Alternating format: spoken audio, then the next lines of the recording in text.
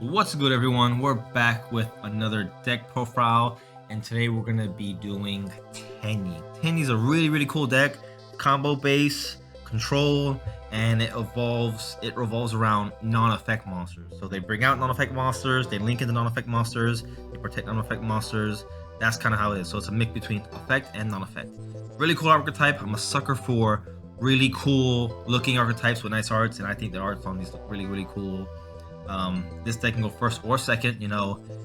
I personally make it go first. I just like going first decks because I like to establish a board, prevent my opponent from being able to stop them from getting their game state that they would like, and after that, finishing off the game the next turn.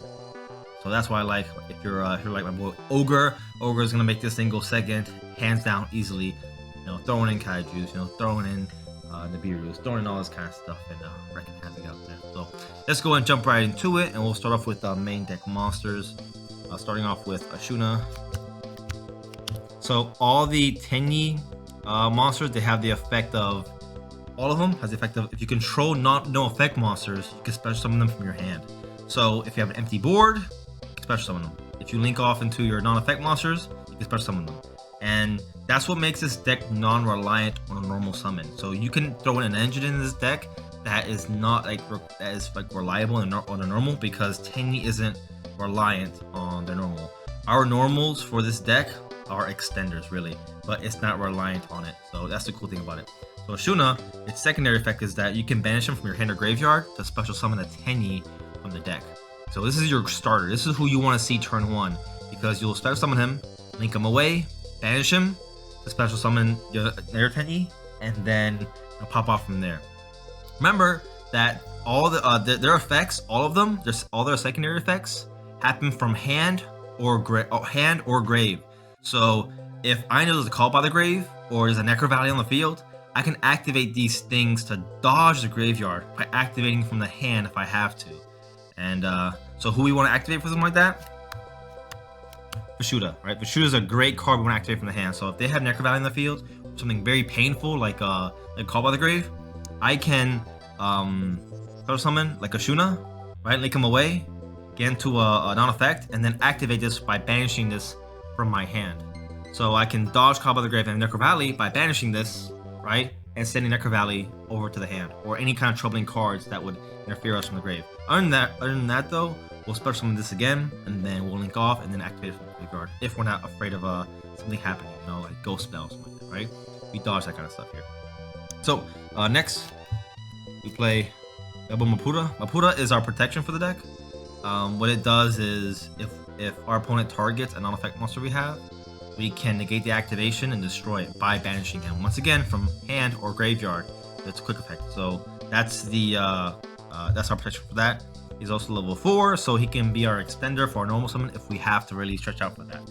Next, we play Shatana. Shatana, I've been seeing like in multiple water decks out there for that level 4, because he's a great starter. Because hey, if you're level 4, special summon from your hand. But the way we use him, our maximum is that if our opponent destroys a non-effect monster by battle or card effect, we get to do is, even multiple, we get to banish this from hand or grave, then special summon one of the destroyed non-effect monsters. Then we get to non-targeting destroy one monster our opponent controls. So really cool card. Honestly, don't use it that much though, because we generate tokens in this deck, and our tokens are the non-effect monster we use the most. So and of course you can't bring back a token, so we can't activate this for tokens, but we can activate this for our link monsters who are our non-effects. So next, we play Nahara. Nahara is our damage manipulator. This is how I out Dragoon. This is how this deck outs Dragoon, because everything else targets, right? Vashuda, targets, so we can't, out Dragoon that way. Maputa, Dragoon can be destroyed by card effects. So plus Dragoon doesn't even target anyways. But regardless, we can't out him with these two cards, but we can out him with Nahara. Nahara does is that during calculation, if our non-effect monster battles an opponent's monster, we can banish this from hand or grave, then decrease our opponent's attack by 2,000. So, we get into our 3k beat stick, even if, you know, Dragoon, we've already baited out the negate, he's at 4k, huge beater, we can reduce him down to 2k and run over him, and this is how we out Dragoon. So really cool, really great way to manipulate damage. This is how we can out big monsters. So next we play triple Adahara. Adahara allows us to kind of recycle some of our Tenyis. We can easily kind of like banish stuff pretty easily.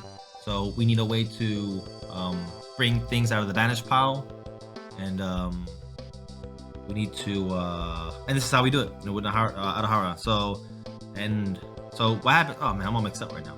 My bad. So what happens is if we have something we really need in the banish pile, what we can do is we can banish him and then grab one of our banished Tenyi monsters and add it to our hand. That's how we get to recycle. Also, level 1, so he's a 1-for-1 target if you want to play him, which I don't recommend for the deck because he's not that vital for it.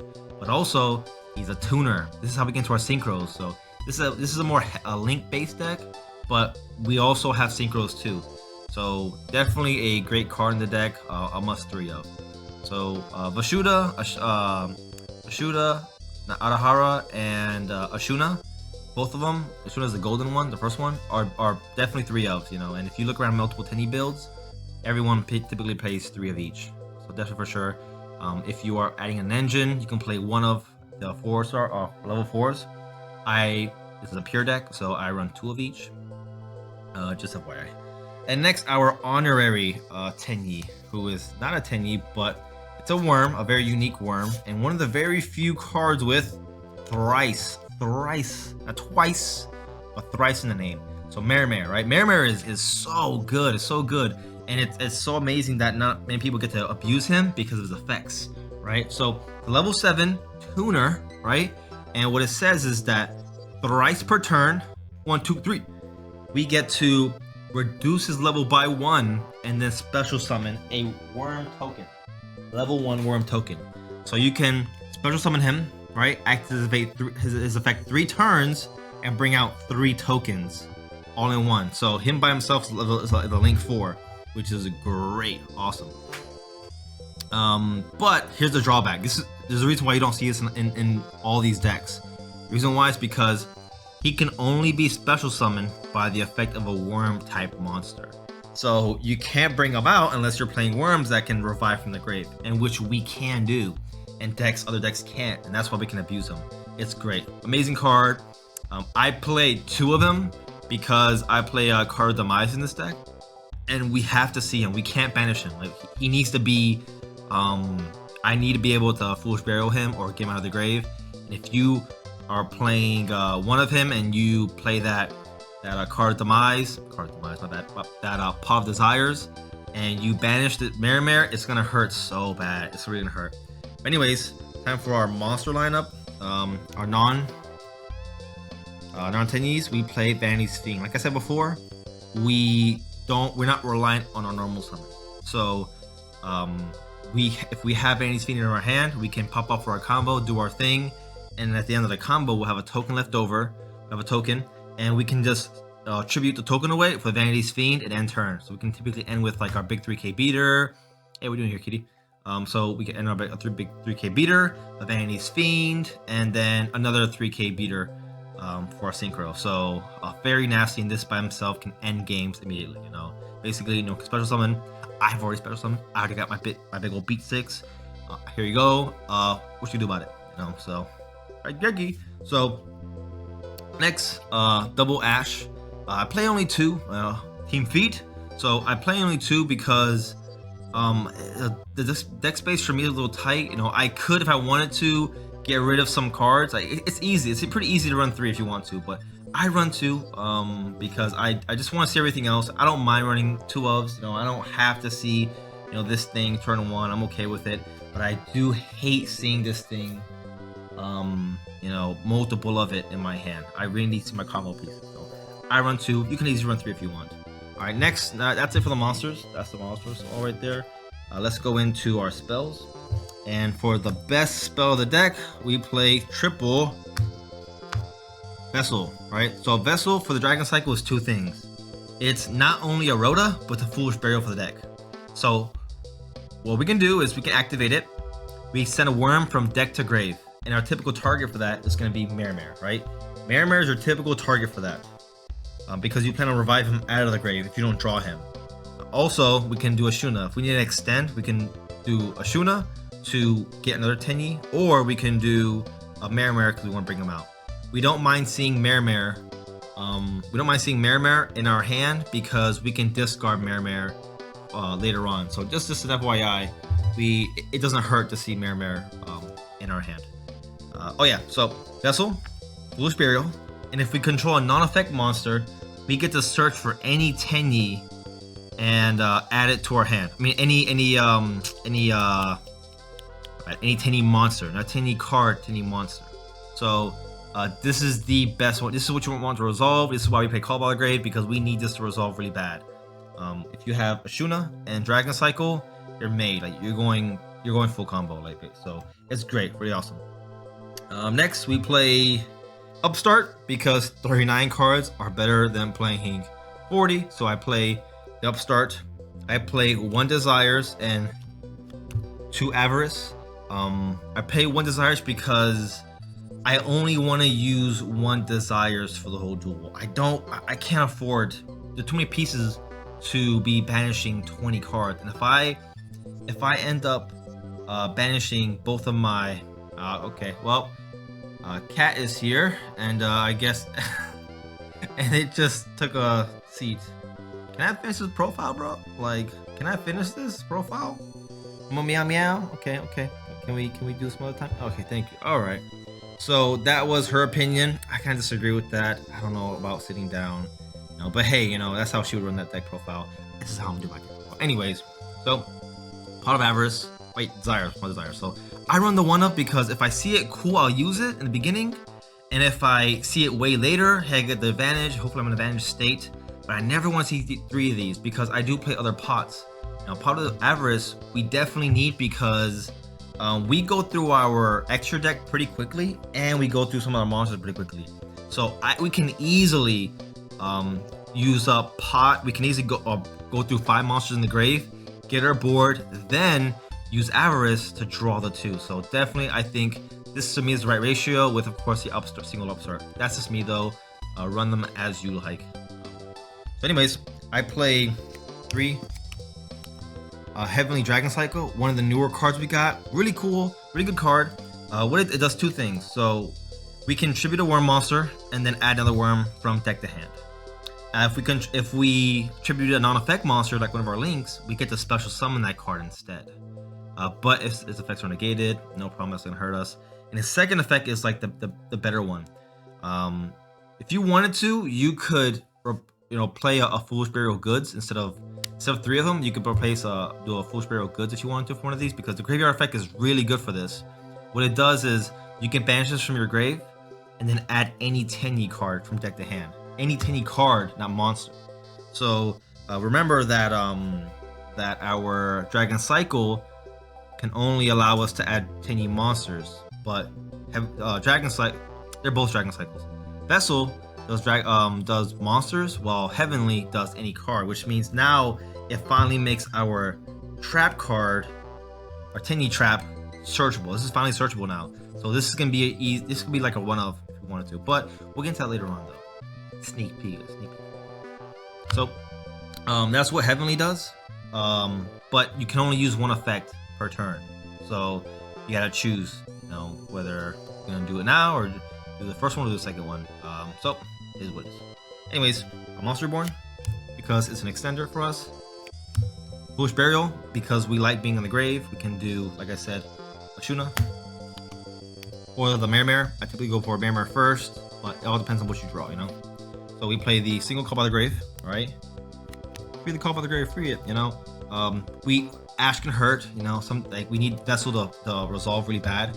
So if Vessel doesn't resolve through Ash, it'll hurt. So the Call by the Grave there is pretty nice. We play the single Feather Duster because this deck does struggle with back row, and it can hurt. Plus, it's really nice to be able to swipe with your, it's back from Vanless. You might as well play one. Definitely worth it. Next for our traps, go for our trap lineup. I play double Imperm. Of course, the Ultra and the Gold. I don't know why, I just do. But I play double imperm, just because I think it's great for going cards up against like Zexal and Anaconda Verte, you know, and or you want to stop Dragoon from coming out. We don't really have negate summon. We don't have monster negates for in this deck, so I just think the imperm is good. You know, yes, I run 2 ashes and 2 imperms. If you want to run 3 of both really bad, you could probably cut one of these off. Maybe cut a Vanity's Fiend. You could cut down maybe one of the level 4s down to 1 if you wanted to. But hey, that's just you do you. You know what I mean? This is what I do. I don't mind playing 2 of. You know, I personally don't mind it. Next we play the Fists of the Unrivaled Tenyi. This is our Omni negate for the deck. What this does is, if we control non-effect monster, when our opponent activates a spell trap or monster effect, we can negate the activation. It doesn't destroy it though. It just only negates the activation, so it'll still be there. Keep in mind. And also, it has a hidden dragon effect where if your opponent pops this card, we get to special summon any non-effect monster from our extra deck. So we can summon our big beat stick, right? Which we'll get into later on. Or, I don't know, maybe Blue Eyes Ultimate. So we definitely do punish them for popping our back row. So satisfying, right? There's nothing more satisfying than like bringing Blue Eyes Ultimate Dragon. People are like, what? How would you even bring that out? You know, like how would you run that in your deck? Because it's a non-effect monster, and that's what it allows us to do. So 45 gigantic beasts typically to bring out. Our opponent pops this like a Twin Twister. You know, definitely not worth negating the Twin Twister. Let that thing destroy it. Bring out a gigantic monster, right? Hopefully they can't out it, but it's what it is. And then for our last card of the deck, which I've had some pretty good success with this, is Skill Drain. Skill Drain. Remember that our monster effects happen in the hand or grave, so not too much on the field. Yeah, we have some really good monsters in the field that we want to have their effects, but I think this is, you know, worth running because it hurts them much more than it hurts us. So we can shut down so many decks with Skill Drain while we're still able to pop off and link climb under Skill Drain. So I think it's worth running the Skill Drain at 1.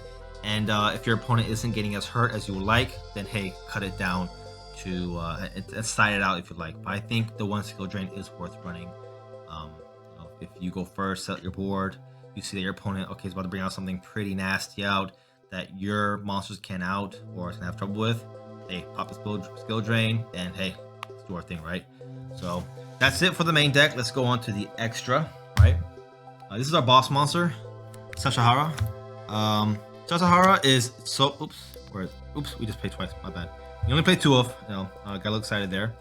And this card is so cool. This is so cool. So first I'll start off with Tenyi Link monsters. Their link pointers suck. They give our opponent so much you know, links, like link pointers, it's unfair, you know. Our Berserker, our link 3 gives them 2 and us 1. What? Like, are you kidding me? You know, whatever, it is what it is. We're not too crazy about needing them, but I still don't want to give my opponent 2 of them and me 1. It is what it is. So keep in mind, remember where you're putting stuff at, because you only have 1 available spot with him and only 2 for Sasahara. So 2 him, 2 for you, 2 for me. Anyways, so the best effect this thing has is that once per turn, our opponent, we can quick effect. We can target a monster our opponent controls, and then make a token, a non-effect token of that monster, and copy its attack. So its defense is 0, but let's just say they have a gigantic 5k beat stick. We target it, we make our own beat stick, and then we can crash right into it if we need be, right? But the cool thing about it is that we have Nahara, remember? So Nahara reduces our opponent's monster by 2k when it battles it. So we can copy whatever, you know, beat stick they have, then battle, you know, its clone, and then use this, and we get to out it. So really, really cool, really awesome. So it doesn't matter how big our opponent's monsters can get with Nahara and Sasahara. And then, so how do we protect Sasahara, right? Another effect it has is that your opponent is only allowed to do battle with non-effect monsters before they do with effect. So if you have 3 non-effect monsters on the field and you have 2 effects, they have to beat through the non-effect monsters before they can even try and attack Sasahara.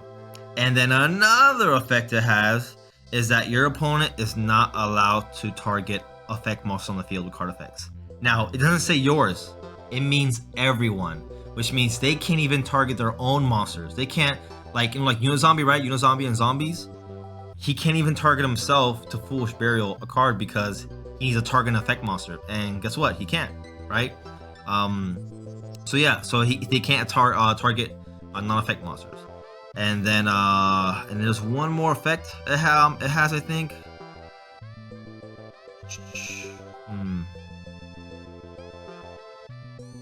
Yeah, that's it. Yeah, that's all it does. So, man, it seems there's so much stuff that I just get confused with it. So basically, you can make a token by targeting an effect monster your opponent controls, and then they can't target effect monsters on the field with card effects. That includes equip cards.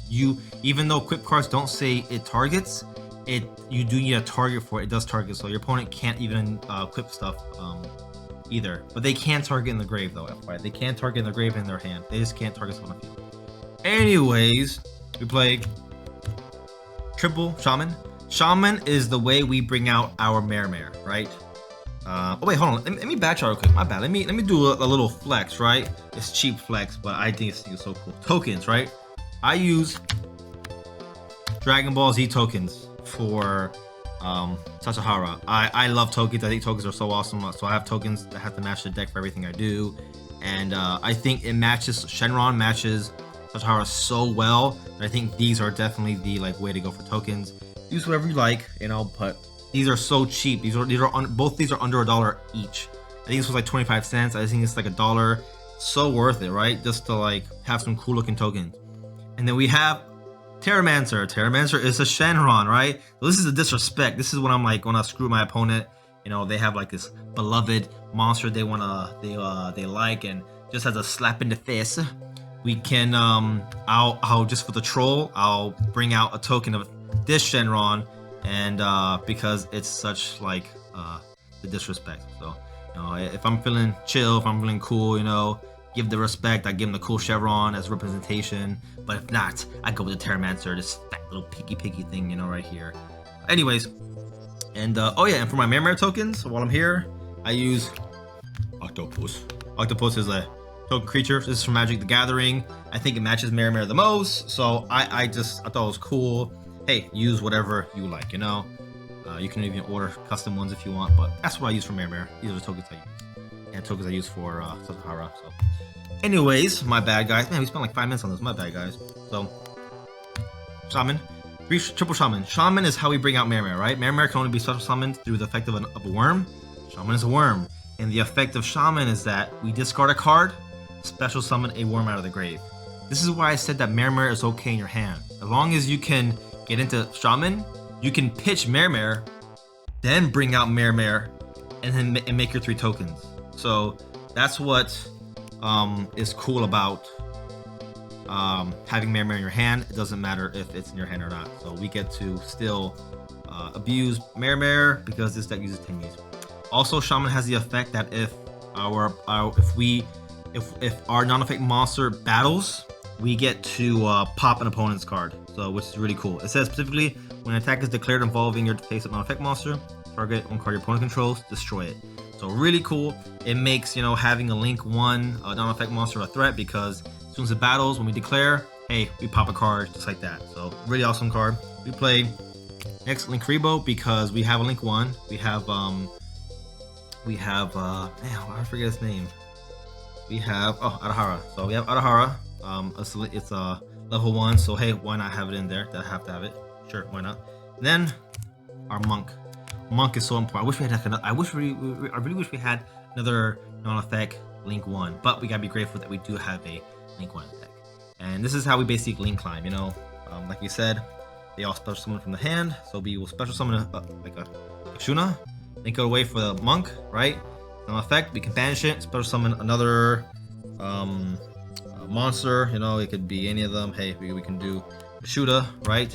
And we can link off again, and then we Link climb from there, and we do our thing. So must 3 of, but we can easily go to 3 in 1 combo. So that's why the potted average is so important. Next, we play another. This is the Link 2 non-effect, so it still allows us to keep our plays going if need be, while remaining having that non-effect condition on the field. I rarely use him, but I just like have him being there. Just want to use some of my cards like YuGiOh, you know what I mean? So next we play one of our beat sticks. This is Berserker, the Link 3. You do need a Link monster to get into him. He requires 2+, including a Link. Nice beat stick, keeps our effects active, you know, like our counter traps like that. Next we play Berserker, right? Berserker is so OP. This guy is so good.